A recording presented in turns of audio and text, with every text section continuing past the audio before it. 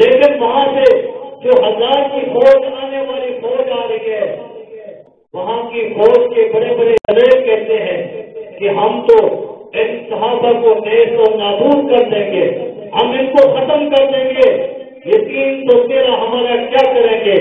ان کو اپنی طاقت پہ ناز تھا، ان کو اپنی فوج پہ ناز تھا۔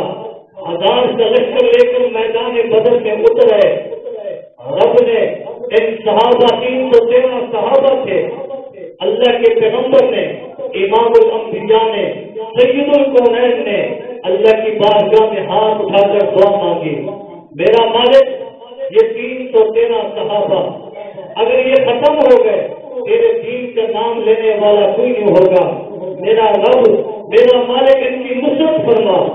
محبوب رحمت للعالمین اللہ کی بارگاہ میں ہاتھ اٹھا کر دعا مانگتے ہیں، اتنا آنکھوں سے آنسو بہاتے ہیں کہ اللہ کے پیغمبر کے کندھوں مبارک سے چادر نیچے گر پڑتی ہے۔ ابو بکر صدیق رضی اللہ تعالیٰ کو فرماتے ہیں کہ اللہ کے پیغمبر بخش کریں، اتنا زیادہ کیوں فریاد کر رہے ہیں؟ آپ کی فریاد تو رب نے سن لی ہے، میرا محبوب بخش کرے۔ لیکن اللہ کے پیغمبر نے یہی کہا تھا، میرا رب یہ میری محنت کی پونجی یہی یقین تو تیرا صاحب ہے، اگر یہ ختم ہو گئے تیرا نام لینے والا کوئی نہیں ہوگا، میرا مالک ہزاروں کا لشکر ہے، یہ 313 ہے، ان کی مدد اور نصرت فرما۔ جب جنگ چلی، جب میدان میں 1000 کا لشکر بھی آیا، 313 صحابہ کا مقابلہ شروع ہوا تو 313 کو اللہ نے فتح دی، 1000 لشکر کو اللہ نے نیست و نابود کر دیا۔ یہ رب العالمین وہ احکم الحاکمین ہے، وہ ایمان والوں کی مدد نصرت کرتا ہے، لیکن پہلے ایمان والوں کو دیکھتا بھی ہے۔ یونس علیہ السلام کو رب نے مچھلی کے پیٹ میں حفاظت کی، وہ رب جو مسلمانوں کی حفاظت نہیں کرے گا۔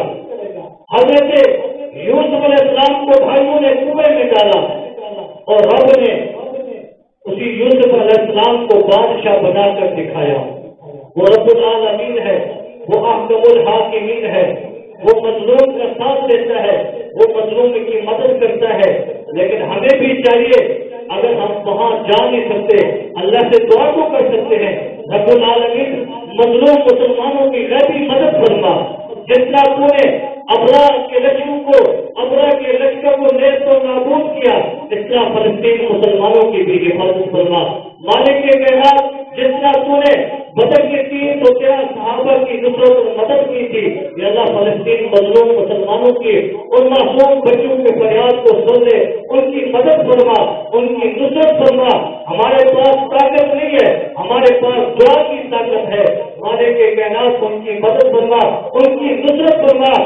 وہی ممالک، تمام کفر کے ممالک یہی کہتے ہیں کہ فلسطین کو نیست و نابود کریں گے، اس کا نام و نشان نہیں رہے گا، قبلہ اول بیت المقدس کو ہم نے ختم کرنا ہے، ان کی یہ سازش ہے۔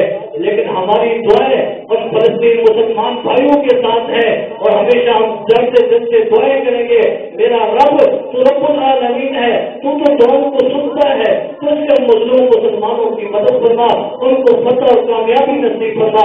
رب العالمین ہم سب کو اپنے محبوب رحمت العالمین سے سچی محبت عطا فرما اور محبوب کی سنتوں پر ہمیں زندگی گزارنے کی توفیق عطا فرما۔